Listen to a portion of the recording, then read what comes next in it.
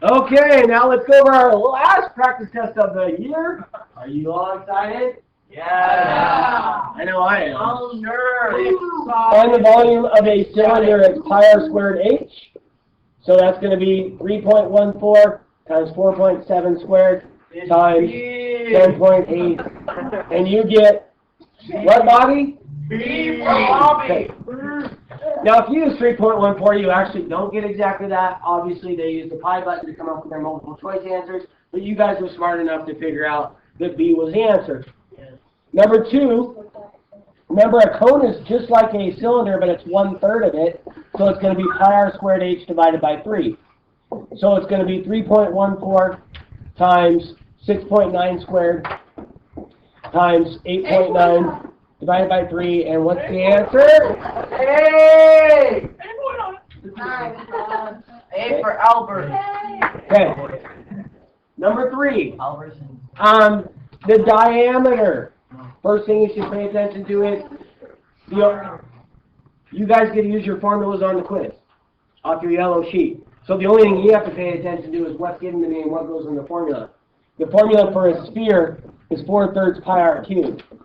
They didn't give you the radius, they gave you the diameter. So you need to go, oh, diameter's 24, radius is 12. So it's 4/3, or I like to do 4 times 3.14 times 12 cubed divided by 3. And that's going to give me, when I do that in my calculator, I'm doing it right now, as we speak.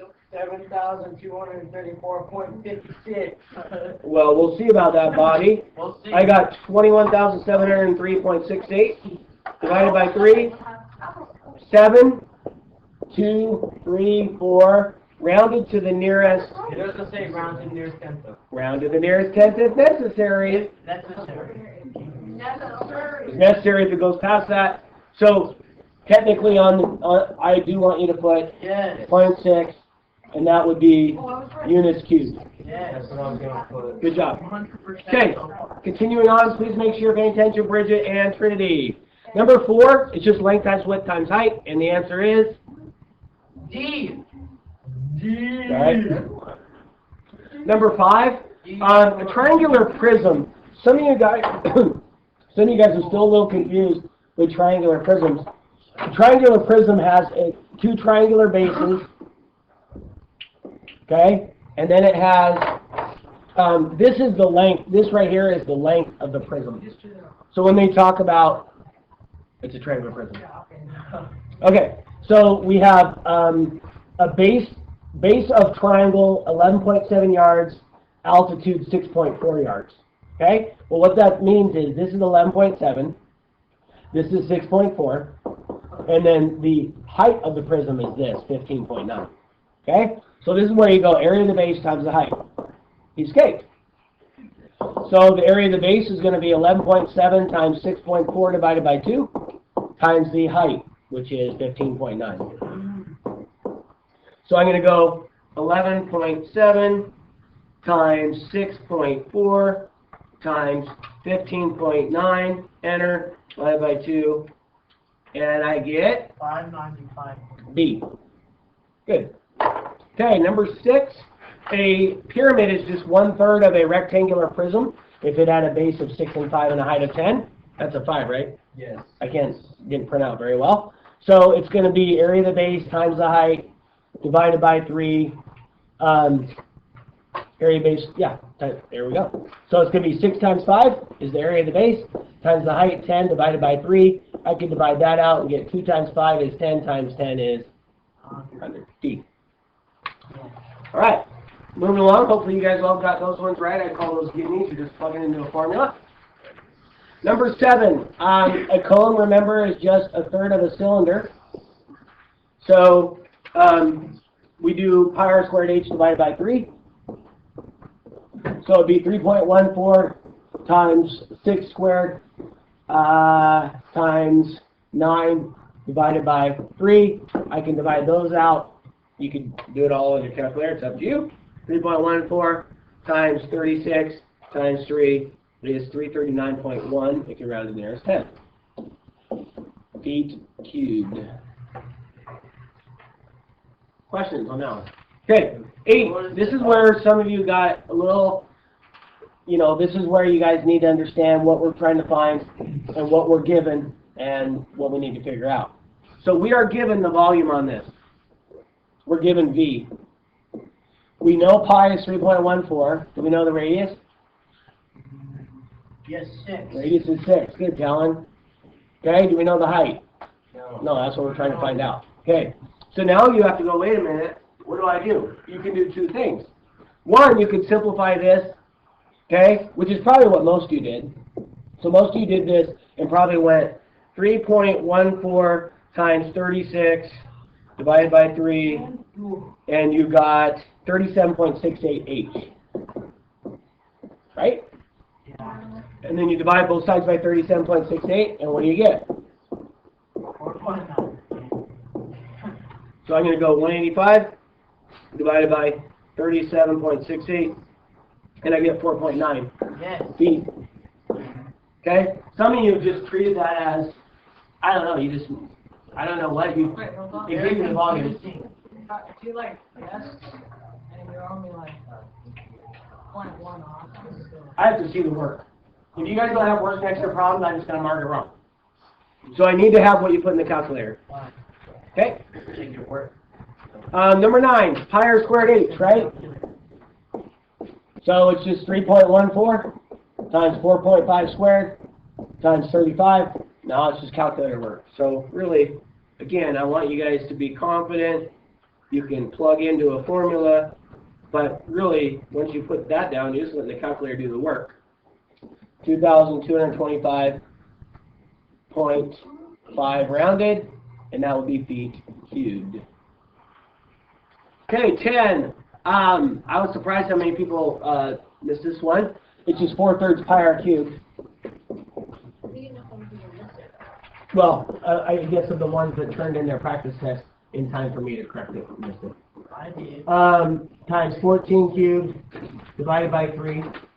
So I'm going to go 4 times 3.14 times 14 cubed, and then divide all of that by 3, and I get 11,000. 4, 8, 8.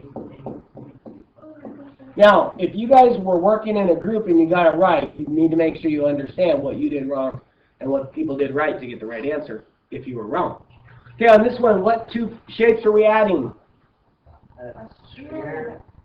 A half a sphere or a hemisphere and a cone. So we have a hemisphere plus a cone. So to find the whole volume, I'm going to find the volume of each. Oh. I know a hemisphere is 2/3 pi r cubed, Oh. and I know a cone is pi r squared h divided by 3. So then I'm just going to get 2 times 3.14 times 4 cubed divided by 3 plus 3.14 times 4 squared times 10 divided by 3. And what am I going to get? I'm going to get 2 times 3.14 times 64 divided by 3, rounded to the nearest tenth, is 134. 134. Okay? And the cone, 3.14 times 16 times 10 divided by 3, 167.5, for a total of 301.5. 0.4. I got 5. This one rounded, this one was 167.46 repeating, which rounded to point. What if the point is wrong? Well, if you got 0.4, you probably miss a partial point for not rounding correctly. Well, What if you're talking to this guy? I'd have to do your calculations that you have written on your paper and see if my calculator is using that, because calculators are going to do the same thing. Number 12, what is the volume of the box? It's just length times width times height, right? 56 times 18.5 times 18.5, and the volume of the box is 19,166 Yes. centimeters cubed. Okay, this is where it gets a little interesting. If the circumference is 58 centimeters, how do I find the diameter?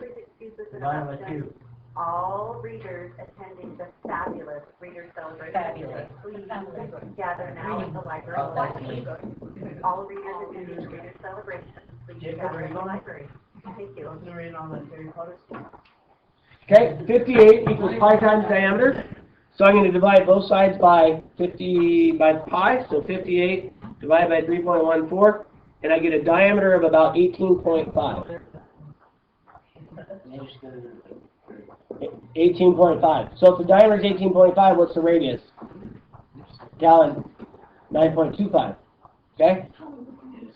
Oh, yeah, All right. I wasn't even talking about Okay. it. That was Dave. Okay, so we're going to go 4/3 times pi r cubed, pi r cubed, and then we have, how many of those? Two. 1, Oh. 2, 3. Okay. So 4/3 pi r cubed, and then we're going to multiply by 3. So we can cancel that out, and so I can just go that times that times that. 4 times 3.14 times 9.25 cubed is a whopping 9,940.7.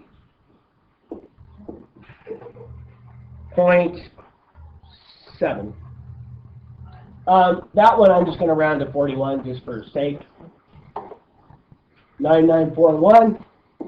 So what is the unused space in the box? Like all this space in here. Well, that minus that, right? 19,166 minus 9941. 9225. So almost half the box was unused. Can you believe that? Doesn't look like it, does it? True story though. Okay, your dad asked you to pour motor oil in that cone. Okay, well actually, you know what? If you go into O'Reilly's, it used to be Shucks, and buy oil, they have disposable funnels, so you don't get oil all over your engine. So you put a paper funnel in there and pour it in, and then it's disposable. Good for the environment. It's good for the tree. They have, I don't know, they have, Wasn't the gas like? it's oil, not gas. So gas, even gas would probably, I don't know. Probably Okay, your dad asked you to pour motor oil into a paper cone-shaped reservoir as shown below. At the rate of, okay, so what do we need to do? Find the volume. What do we have here? The what? Diameter. The radius is 6. Don't be fooled. The volume is pi r squared h divided by 3. So pi, David, zip it, please. Pi r squared h divided by 3. So that's 3.14 times 36 times 15 divided by 3 is 565.2. So then I have to do what with that? I need to divide by 20 centimeters cubed per second. Oh. Divided by 20, it's going to take me, it says rounded to the nearest minute. Oh, that meant second. Sorry if you didn't pick up on that.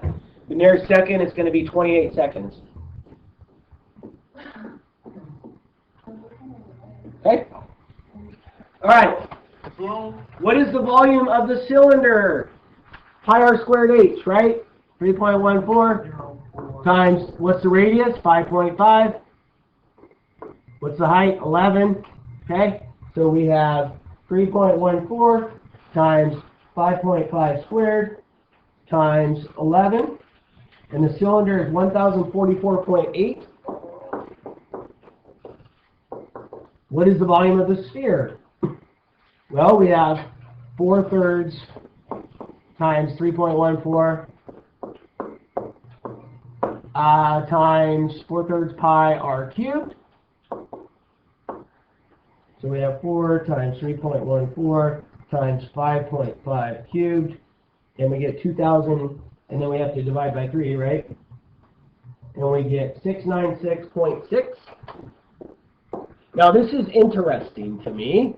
It says, what fraction of the volume of the cylinder is the volume of the sphere?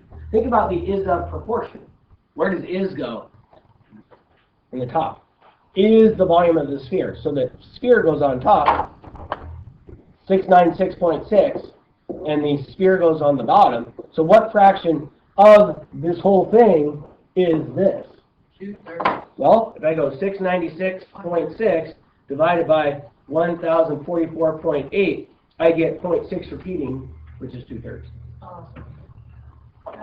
The answer is 2/3. How do you find the diameter out of like circumference, but I missed that, Okay, to find the diameter out of circumference, remember circumference is pi times diameter. So if the circumference is 58, I'd have to divide both sides by pi to solve for d. Okay. I appreciate everybody who's paying good attention and following along. It's going to pay off. Okay, find the volume of the cylinder, pi r squared h. So 3.14, radius would be 3.25 squared times the height, and we get 3.14 Oh, never mind. times 3.25 squared times 8, and we get 265.3 about, rounded, and that would be meters cubed. Now, what do I know about a cone? It's shaped like an arch. It's We already know it's a third, that's the formula. Pi r squared h divided by 3, or 1/3 pi r squared h. So I already knew this answer, if you just look on your yellow sheet. Find the volume of the cone, well, I just divide that by 3, don't I? Yes. Isn't that the formula? So it's 88.4. Now, of course, if I put this over that, I'm going to get 1/3. Pretty darn close, which is actually, It is pretty darn. it's actually 1/3. Yes, you did. Alright, well. Okay, now, some of you are going to really have to pay attention to this because you might miss this. I guess on the 7th grade, a lot of the 7th grade was scale factor. So I know you guys spent a lot of time on this last year. Two prisms are similar. Find the surface area of prism 2. What's the surface area of prism 1? 72. So what is the scale factor from here to here? Good, David. It's 3. New over old, 9 over 3 is 3. If I'm comparing surface areas, how many times bigger is it going to be? 3 squared times bigger, because it's area and area squared. So I'm going to go 72 times my scale factor squared because I'm comparing area. So 72 times 9 is, Yes. okay? So if you got 216, you made the mistake of not multiplying by 3 squared. So a lot of you probably got 216. All right, 17, the same dealio, except now we're talking about, that is surface area. If it was volume, you'd have to do times what? Surface, or scale factor 2/3. cubed. Cubed, not squared, cubed. Okay, find the surface area. What is the scale factor from here to here? 2. No, 3. New over old. What's the new radius and what's the old radius? What's the new radius? 2. 3. What's the old radius? 5. 5. Okay, good. So, what is 3/5 squared? 9 25ths. 3 times 3 is 9, 5 times 5 is 25. So if I multiply 75 by 9 25ths, that's going to give me the surface area of this one. Divide, cross, reduce, 27. Who needs a calculator? I don't. That's right. Yes, it is. Okay, 18, draw a scatter plot. Okay, you will have you will not have multiple choice. You'll actually have a coordinate plane. You'll actually have to do this. Yeah, I know, right? So, which one is right? A.